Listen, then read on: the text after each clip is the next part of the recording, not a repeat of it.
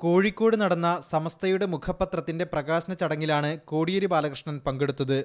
മുഖ്യമന്ത്രിയും ആഭ്യന്തരമന്ത്രിയും പങ്കെടുത്ത ചടങ്ങിൽ കോടിയേരി ബാലകൃഷ്ണനായിരുന്നു ശ്രദ്ധാകേന്ദ്രം.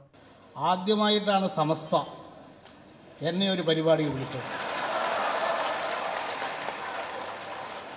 എന്താണ് വിളിക്കാതിരുന്നത് എന്ന് എനിക്കറിയില്ല.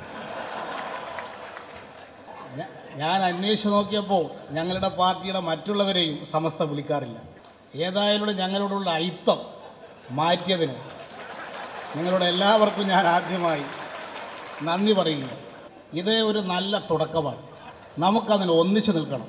മുസ്ലിം ലീഗിന്റെ ഉന്നത നേതാക്കളായ പാണക്കാട് ഹൈദരലി ശിഹാബ് തങ്ങൾ, ഇ അഹമ്മദ്, PK കുഞ്ഞാലിക്കുട്ടി എന്നിവർ വേദിയിലിരിക്കെ കോടിയേരി ബാലകൃഷ്ണന്റെ പ്രസംഗത്തിന് മാത്രം സമസ്തയുടെ പ്രവർത്തകർ കൈയടിച്ചു.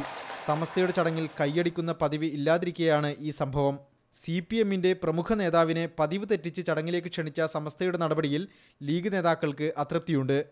MK Shukkur, media 1, Kozhikode.